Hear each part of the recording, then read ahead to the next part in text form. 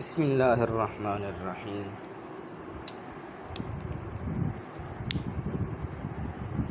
ہم آپ کو اپنے یوٹیوب چینل درسی کتب میں خوش آمدید کہتے ہیں۔ اگر آپ ہمارے چینل پر پہلی بار آئے ہیں تو آپ سے ایک التماس ہے کہ ہمارے چینل کو سبسکرائب کر دیں اور ساتھ میں دیے گئے گھنٹی کے نشان کو بھی پریس کر دیں۔ اللہ رب العزت کا لاکھ لاکھ شکر ہے کہ جس نے ہمیں دین کی سمجھ عطا فرمائی۔ بے شک دین پر چلنا تو ہر ایک کو مشکل نظر آتا ہے، لیکن جو بندہ ہمت اور طاقت اور توفیق کے ساتھ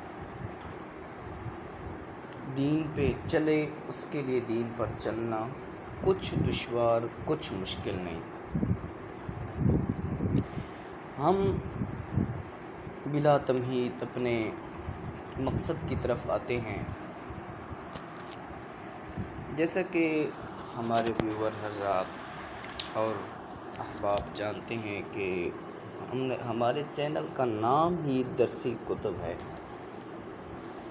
تو اس کے اندر ہم درسی کتب ہی ریکارڈ کر کے آپ سامعین کی خدمت میں رکھتے ہیں۔ تو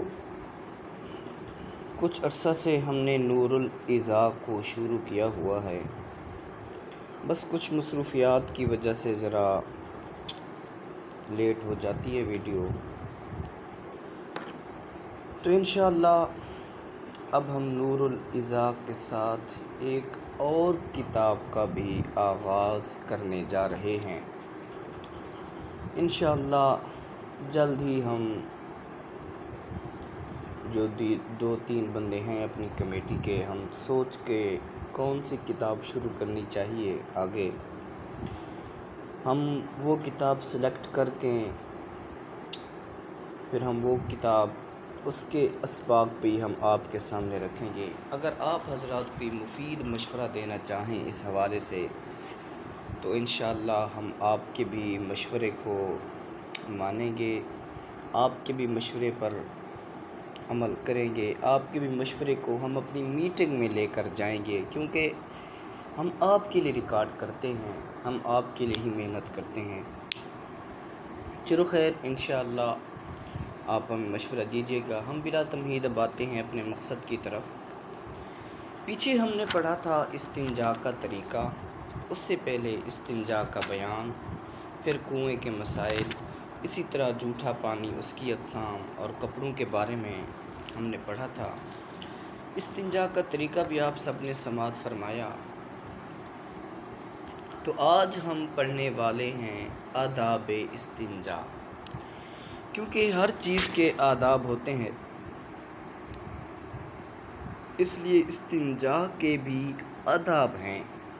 استنجا کہاں کرنا چاہیے، کیسے کرنا چاہیے، اس کے بھی اپنے ایک آداب ہیں۔ تو چلیے جی ہم شروع کرتے ہیں۔ آج جو ہم نے عبارت پڑھنی ہے وہ کچھ اس طرح ہے: فصل لا يجوز کشف العورت للاستنجاء۔ صاحب نور الازا فرماتے ہیں استنجا کرنے کے لیے شرمگاہ کو ننگا کرنا جائز نہیں۔ تو اب یہاں پر سوال اٹھ سکتا ہے کہ بھائی استنجا ہوتا بھی ایسے ہے، شرمگاہ کو ننگا کرنا، ننگا کر کے ہی بندہ استنجا کرتا ہے؟ تو اس کا ہم جواب کچھ یوں دیں گے کہ یہاں پر کسی کے سامنے یہ والا لفظ محذوف ہے، ہم اس لفظ کو محذوف نکالیں گے۔ کہتے ہیں استنجا کرنے کے لیے کسی کے سامنے شرمگاہ کو ننگا کرنا جائز نہیں ہے۔ آگے فرماتے ہیں وَإِن تَجَاوَزَتِ النَّجَاسَةُ مَخْرَجَهَا وَزَادَ الْمُتَجَاوِزُ عَلَى قَدْرِ الدِّرْهَمِ لا تصح معه الصلاۃ۔ فرماتے ہیں اگر نجاست مخرج سے تجاوز کر جائے اور تجاوز کرنے والی نجاست 1 درہم سے زیادہ ہو تو اس کے ساتھ نماز جائز نہیں ہے۔ یعنی مخرج سے نجاست نکلی اور ادھر ادھر پھیل گئی یا نیچے گر گئی، 1 درہم سے زیادہ تھی، تو بغیر استنجا کے پھر نماز پڑھ لی وضو کر کے تو نماز نہیں ہوگی۔ آگے کہتے ہیں اذا وجد ما یزیلہ ویحتال لازالتہ من غیر کشف العورۃ عند من یراہ۔ یہاں سے یہ فرمانا چاہتے ہیں کہ اگر اسے دور کرنے کے لیے کوئی چیز پائے، یعنی نجاست کو دور کرنے کے لیے کوئی چیز پائے، اگر کوئی دیکھ رہا ہو تو ستر ننگا کیے بغیر نجاست دور کرنے کی کوشش کرے۔ کیوں؟ ایسا کیوں ہے؟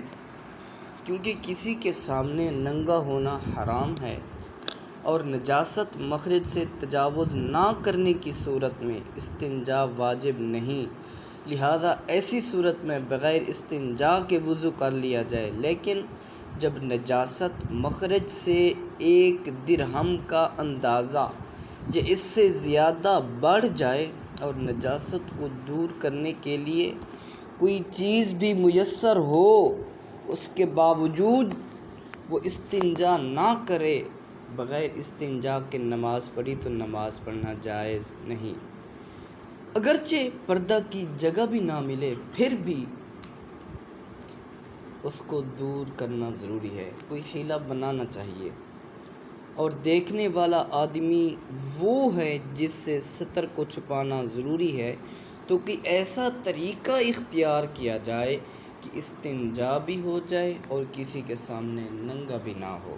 مثلاً اوپر چادر لے کر بیٹھ جائے اور ڈھیلے سے صفائی کر لے، یہ بھی ایک نجاست کو دور کرنے کا طریقہ بتایا فقہاء نے۔ آگے کہتے ہیں جی وَيُكْرَهُ الْإِسْتِنْجَاءُ بِعَظْمٍ وَطَعَامٍ لِآدَمِيٍّ أَوْ بَهِيمَةٍ وَآجُرٍ وَخَزْفٍ وَفَخْمٍ وَزُجَاجٍ وَجَسٍ وَشَيْءٍ مُحْتَرَمٍ كَخَرْقَةِ دِيبَاجٍ وَقَطْنٍ وَبِالْيَدِ الْيُمْنَى إِلَّا مِنْ عُذْرٍ۔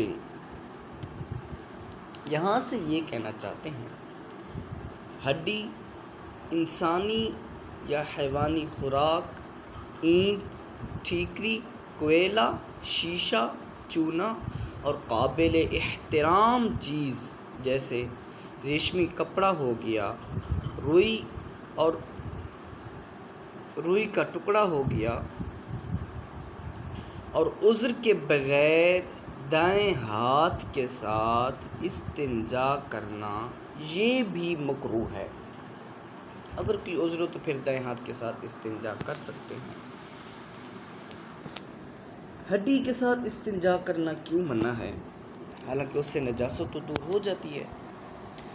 اس کے متعلق فرماتے ہیں ہڈی کے ساتھ استنجا کرنا اس وجہ سے منع ہے کیونکہ نبی اکرم صلی اللہ تعالی علیہ وآلہ وسلم نے فرمایا گوبر اور ہڈی کے ساتھ استنجا نہ کرو، کیونکہ یہ تمہارے بھائیوں کی، یعنی کہ جو ہماری بھائی ہوائی مخلوق ہیں، یہ ان کی خوراک ہے۔ جب ان کو ہڈی ملتی ہے تو اس پر گوشت چڑھا ہوتا ہے، گویا یہ کھائی ہی نہیں گئی، اور گوبر اور گھاس کی صورت میں بدل کر ان کے جانوروں کی خوراک بن جاتا ہے۔ یہ نبی اکرم صلی اللہ تعالی علیہ وسلم کا ایک معجزہ ہے۔ ان دونوں سے استنجا کرنا مکروہ تحریمی ہے، جس کو ہم حرام کے درجے میں رکھتے ہیں۔ اور ٹھیکری اور اینٹ کے ساتھ استنجا کرنا کیوں جائز نہیں؟ حالانکہ یہ بھی تو ایک مٹی کی قسم ہے۔ فرماتے ہیں اینٹ سے پاکیزگی حاصل ہونے کی بجائے زخمی ہونے کا خطرہ ہے۔ ٹھیکری سے بھی پاکیزگی حاصل نہ ہوگی بلکہ ہاتھ کے ساتھ نجاست لگ جائے گی۔ نیز یہ ممکن ہے کہ آدمی زخمی ہو جائے اس کے ساتھ، ٹھیکری کے ساتھ۔ اور کوئلے سے بھی پاکیزگی حاصل نہیں ہوتی بلکہ جسم خراب ہوتا ہے۔ شیشہ اور چونا استعمال کرنے سے محل نجاست میں تکلیف ہوتی ہے اور بندہ زخمی بھی ہو سکتا ہے۔ قیمتی چیز، ریشمی کپڑا یا روئی وغیرہ کا استعمال فضول خرچی اور مال کے ضیاع کا سبب ہے، نیز اس سے محتاجی پیدا ہوتی ہے، اس وجہ سے اس چیز سے بھی منع کیا گیا۔ یہ تھا ہمارا آج کا 10واں سبق۔ امید ہے کہ آپ کو سمجھ آ گئی ہوگی۔ اگر آپ کے ذہن میں سبق کے حوالے سے یا کسی بھی حوالے سے کوئی سوال ہو تو آپ ہمیں کمنٹ باکس میں پوچھ لیا کریں، تو انشاءاللہ آپ کو جلد ہی جواب دیا جائے گا۔ وما علیہ الا